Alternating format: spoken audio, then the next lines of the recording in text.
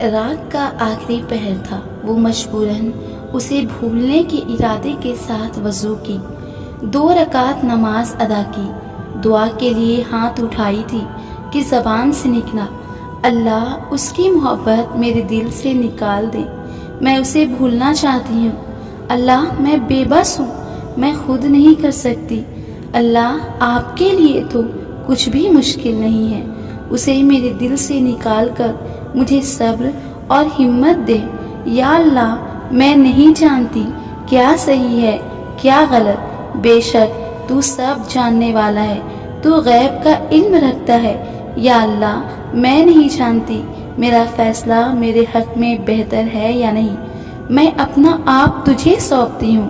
اللہ بے شک ہر فیصلے کا اختیار تجھے ہے، میں اپنا ہر قدم تیرے نام پر بڑھاؤں گی، بس تو میرا ہر قدم اس راہ پر چلانا جو مجھے تیرے نزدیک لے جائے۔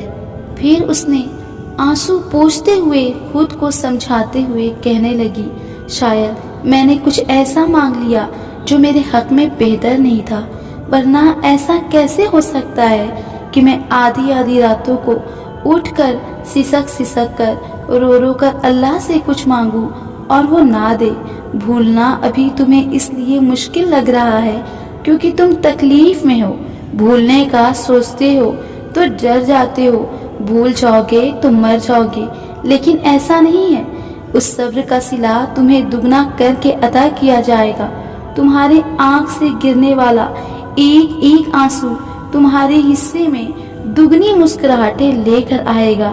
جن چیزوں کے لیے ابھی دل تڑپ رہا ہے، کل ان کا خیال بھی تمہیں دکھ نہ دے سکے گا۔ یہ جو تکلیف آج دماغ پر اذیت بن کر حاوی ہے، یہ اب زیادہ دیر تک نہیں رہے گی۔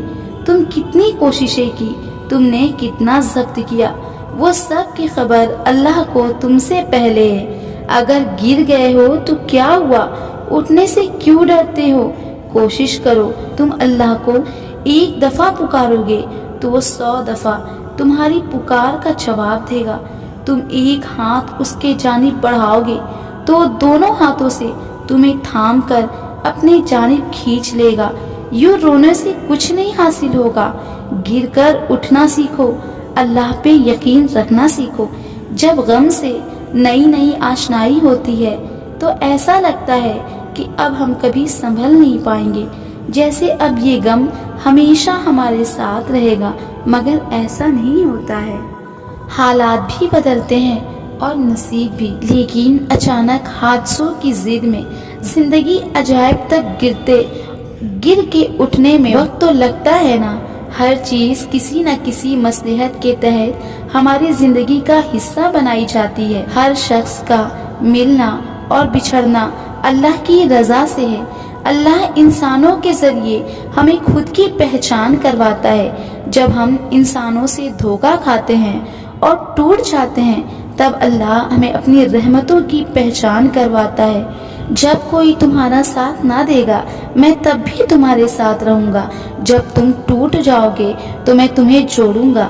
جب تمہیں کہیں سے کسی چیز کی امید نہ رہے گی، تب بھی میں غیب سے تمہاری مدد کروں گا۔ جب تمہاری تڑپ مجھے بھا جائے گی تو میں نصیب کا ہر وہ لفظ بدل دوں گا جس سے تم راضی نہیں۔ اللہ انہیں گراتا ہے جنہیں اسے سنبھالنا ہوتا ہے۔ اگر ابھی تم سمجھ نہیں سکتے، مگر رفتہ رفتہ سب سمجھ جاؤ گے۔ اگر اللہ نے تمہیں اس چیز سے محروم رکھا ہے جو تم کسی کے پاس نہیں دیکھنا چاہتے تھے، اب وہ تمہیں کچھ ایسا عطا کرے گا جو کائنات میں کسی اور کے پاس نہیں ہوگا۔ وہ کبھی بھی تمہیں اس چیز سے محروم نہیں کرتا جو تمہارے حق میں بہتر ہو۔ وہ صرف ان چیزوں کو ہم سے دور کرتا ہے جن کی قریبی ہمیں تکلیف اور اذیت میں ڈالتی ہے۔ تم ہمیشہ تصویر کا ایک رخ دیکھتے ہو کہ جو چاہیے تھا نہیں ملا، اب کچھ باقی نہیں رہا، لیکن تم کبھی یہ نہیں دیکھتے کہ اتنی تکلیف اور تڑپ کے بعد بھی اگر اللہ تمہیں وہ چیز واپس نہیں دیتا تو اس کے بدلے کتنی خوبصورت چیز اس کے پاس تمہارے لیے ہوگی۔ اگر وہ تمہارے ہاتھ میں ایک ستارہ کچھ وقت کے لیے تھما کر واپس لے لیتا ہے تو تمہارے مقدر میں ستاروں سے سجا پورا کا پورا آسمان لکھ دیتا ہے۔ تمہارا صبر کبھی خالی نہیں جاتا، کیونکہ صبر کا ہی تو اجر ہوتا ہے کہ وہ بہتر لے کر بہترین عطا کرتا ہے۔